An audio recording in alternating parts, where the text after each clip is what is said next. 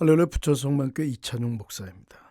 오늘은 목사님의 헌금이라는 제목으로 같이 은혜를 나누겠습니다. 목사님이 얼마나 돈이 많으면 저렇게 헌금을 했겠어. 목사님이 얼마나 돈이 많으면 저렇게 어려운 사람을 도와.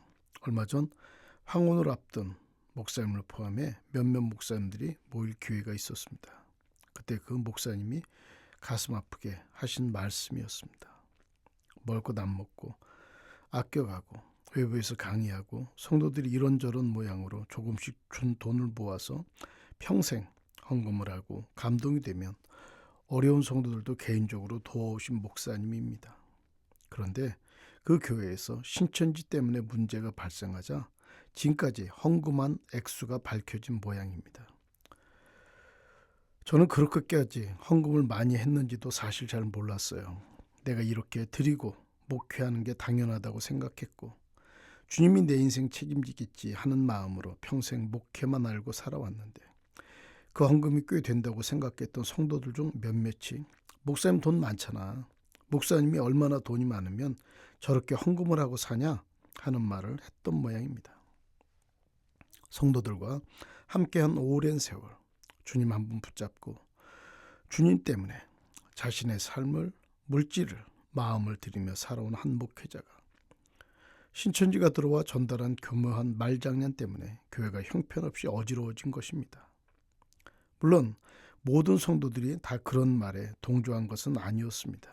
하지만 몇몇 철없는 성도들이 그 말에 동조하고 나서는 바람에 더 어려워졌습니다. 출애굽 당시 만나에 대한 불평도 이스라엘 민족이 먼저 시작한 건 아니었습니다. 민수기 11장 4절에 보면 그들 중에 섞여 사는 다른 인종들이 탐욕을 품음에 이스라엘 자손도 다시 울며 이르되 누가 우리에게 고기를 주어 먹게 하랴라고 말합니다.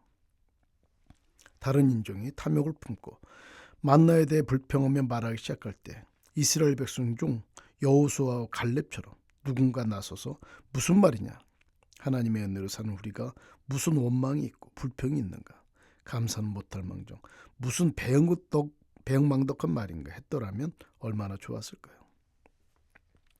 그 노은 목사님의 교회도 목사님이 얼마나 돈이 많으면 저렇게 헌금을 했겠어.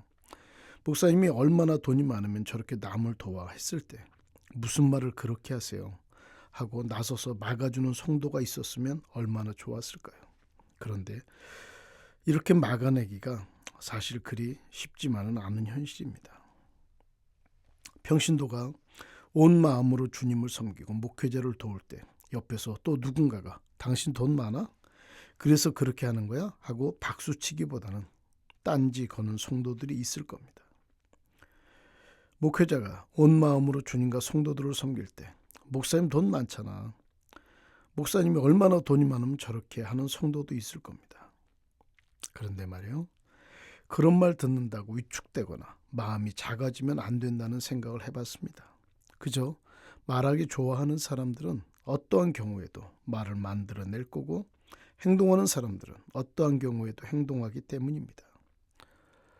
예수님이 예루살렘에 들어가시면 그활한 대제사장들과 장로들, 위선자들인 바리새인들에게 죽임을 당한다는 사실을 알면서도 어린 나귀 새끼를 타고 그 길을 향해 걸음을 옮기셨습니다. 이걸 누군가가 어린 나귀의 순종이라고 하던데요.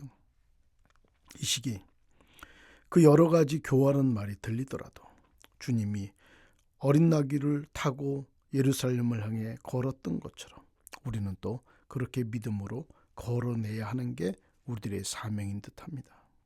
말 듣는다고요? 돈 많잖아. 당신 잘난 척해? 우리가 주님을 향해서 달려갈 때 그런 말들이 들릴 겁니다. 그 목사님은 그렇게 헌금하고 왔는데 박수치기보다는 딴지 거는 성도들이 있었습니다. 그래도 그분은 그 길을 가신다고 하셨습니다. 우리가 그 노 목사님의 뒤를 따라 또 그렇게 그 걸음을 걸어내야 할 것입니다. 고맙습니다.